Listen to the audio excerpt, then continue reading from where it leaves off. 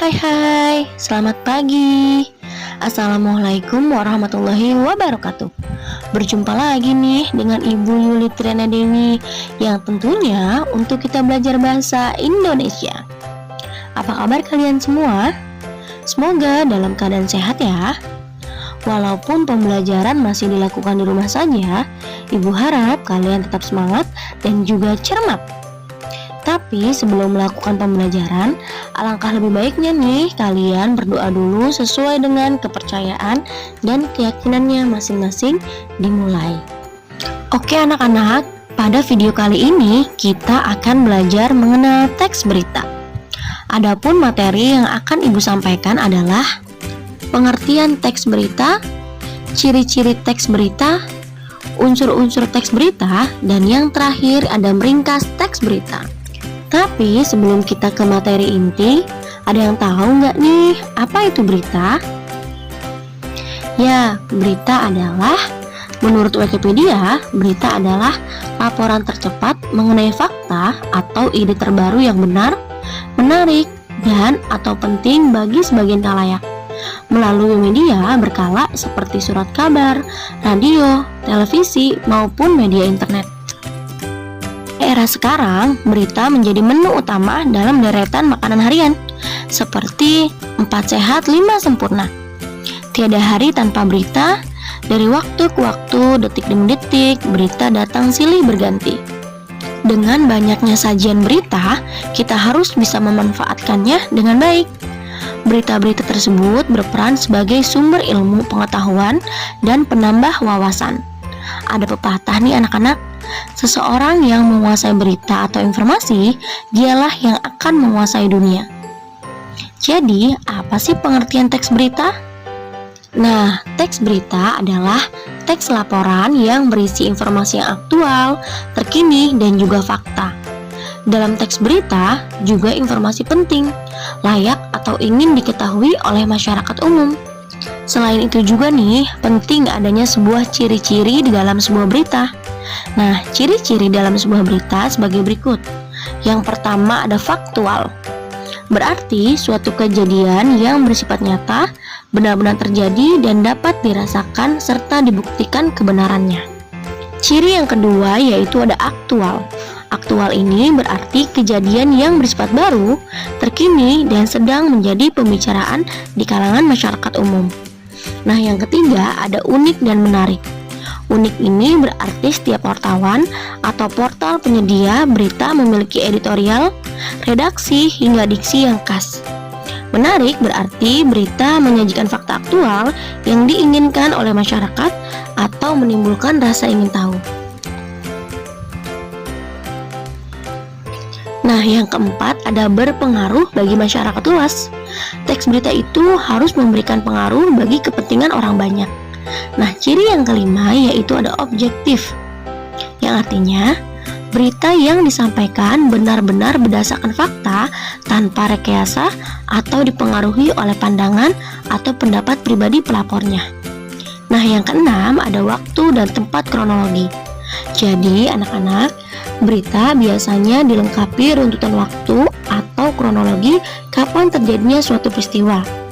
Nah, yang terakhir ada bahasa baku, sederhana, dan juga komunikatif. Pada umumnya, berita itu berisikan tulisan yang baku, sederhana, namun tetap menarik dan tidak membingungkan ketika dibaca, atau mudah untuk dikomunikasikan. Nah, anak-anak, itulah ciri-ciri yang ada di dalam teks berita. Materi selanjutnya yaitu unsur-unsur teks berita, atau yang sering disebut dengan 5W+1H, yakni terdiri dari what apa, where di mana, when kapan, who siapa, why kenapa, dan how bagaimana, atau yang sering disingkat menjadi adik Simba. Berikut penjelasan dari masing-masing unsur. Yang pertama ada what atau apa. Unsur ini merupakan salah satu hal terpenting sebab what akan menjelaskan mengenai peristiwa apa yang akan diangkat untuk diberitakan. Unsur yang kedua ada where atau di mana. unsur ini akan menjelaskan suatu tempat kejadian atau lokasi terjadinya peristiwa di dalam berita yang dibuat. Ini akan menjadi penting ya anak-anak, lantaran agar membuat pemirsa ataupun pembaca bisa mengetahui di mana lokasinya terjadi peristiwa tersebut. Unsur yang ketiga ada when atau kapan. Unsur ini akan menjelaskan tentang waktu terjadinya suatu peristiwa dan sedang dibahas dalam berita. Di dalam sebuah berita, agar menjadikannya informatif, maka waktu harus dijelaskan secara rinci. Nah, unsur yang keempat ada who atau siapa. Who ini merupakan unsur yang akan menjelaskan siapa saja yang terlibat dalam peristiwa. Mulai dari orang-orang atau pihak yang terlibat dalam berita harus diinformasikan dengan benar. Hal tersebut berguna agar membuat sebuah berita menjadi lebih dapat dan mudah dipahami. Nah, yang kelima ada why atau kenapa. Unsur ini akan menjelaskan alasan mengapa peristiwa di dalam berita itu terjadi. Selain itu, akan dibahas juga mengenai latar belakangnya. Nah, latar belakang yang dibahas disertai dengan alasan-alasan yang membuat peristiwa bisa terjadi. Nah, yang keenam ada how atau bagaimana. Unsur ini akan memberikan penjelasan mengenai kronologi dalam peristiwa dalam berita yang sudah terjadi. Dapat diartikan juga sebagai pemberian informasi serta runtutan kejadian peristiwa. Di dalam berita runtutan kejadian harus dijelaskan dan dipaparkan secara detail. Hal tersebut guna memperkuat kredibilitas suatu berita dan membuat berita tersaji dengan lengkap. Nah, di sini Ibu akan memberikan contoh teks berita dan juga unsurnya. Yuk dibaca sama-sama. 10 hari menjelang Lebaran, Sabtu, pelabuhan penyeberangan Merak mulai dipadati truk. Truk-truk tersebut mengangkut barang non-9 bahan pokok atau non-sembako. Tingginya arus truk dalam 2 hari terakhir berkaitan dengan adanya larangan melintas bagi truk non-9 bahan pokok atau non-sembako pada tanggal 21 sampai 25 November. Larangan tersebut berlaku bagi truk bersumbu lebih dari 2, truk gandengan, truk tempelan, dan juga truk kontainer.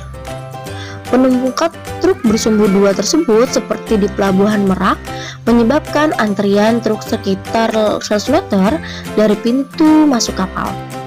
Antrian terjadi di dermaga 1 hingga dermaga 4, tetapi antrian tersebut masih dalam batas normal.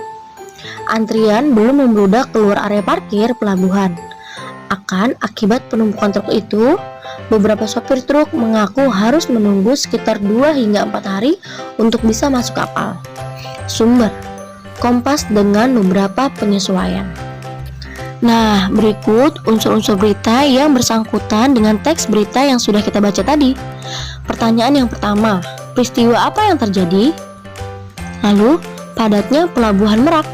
Yang kedua, siapa yang mengalami peristiwa itu? Yaitu truk-truk pengangkut barang non-sembako. Nah, yang ketiga, di mana peristiwa itu terjadi? Di Pelabuhan Penyeberangan Merak. Yang keempat, kapan peristiwa itu terjadi? 10 hari menjelang Lebaran atau hari Sabtu. Yang kelima, mengapa peristiwa itu terjadi? Karena adanya larangan melintas bagi truk non-sembako pada tanggal 21 sampai 25 November. Yang keenam, bagaimana proses terjadinya peristiwa? Proses tersebut menyebabkan antrian truk di pintu masuk kapal. Nah, anak-anak, itulah unsur-unsur berita dan contoh bagaimana kita menganalisis unsur-unsur berita tersebut. Nah, materi selanjutnya yaitu meringkas teks berita. Apa sih meringkas? Ringkasan merupakan penyajian karangan atau peristiwa yang panjang dalam bentuk singkat dan juga efektif. Meringkas sebuah berita adalah membuat berita dalam bentuk pokok-pokok saja. Selanjutnya ada langkah-langkah meringkas isi berita. Yang pertama, mendengarkan atau membaca berita. Jadi, hal yang harus kalian lakukan adalah kalian harus membaca berita atau mendengarkan berita secara seksama atau secara cermat. Jadi, ketika kalian mendengarkan atau membaca berita, harus secara keseluruhan, tujuannya agar tidak ada yang tertinggal. Nah, langkah yang kedua yaitu mencatat pokok-pokoknya. Pokok-pokok berita ini berkaitan dengan unsur-unsur berita atau adik simba.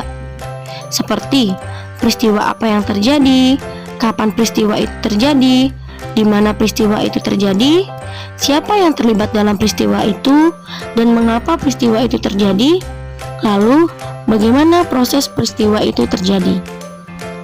Lalu langkah yang ketiga, baru kalian bisa menyimpulkan kembali secara lengkap dan ringkas pokok-pokok isi berita tersebut.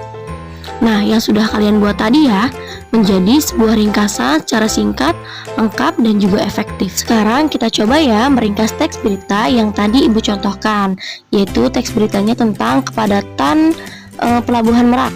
Di sini Ibu akan tampilkan kembali teks tersebut. Nah, kalian bisa lihat hasil ringkasan yang Ibu sudah buat. Yuk kita baca sama-sama. Pelabuhan penyeberangan Merak mulai dipadati truk pada 10 hari menjelang Lebaran karena adanya larangan melintas bagi truk non-9 bahan pokok. Antrian truk sekitar 100 meter dari pintu masuk kapal dermaga 1 hingga dermaga 4. Nah, ringkasan yang tadi Ibu buat itu berdasarkan 3 langkah yang tadi ya, terutama kepada pokok-pokok atau unsur-unsur di dalam sebuah isi berita. Nah, anak-anak, itulah bagaimana cara meringkas sebuah isi berita. Semoga kalian memahami ya. Oke, sampai situ dulu penjelasan dari Ibu hari ini. Semoga ilmu yang Ibu sampaikan bisa bermanfaat untuk kalian. Jangan lupa mengerjakan tugasnya ya di Google Classroom. Dadah!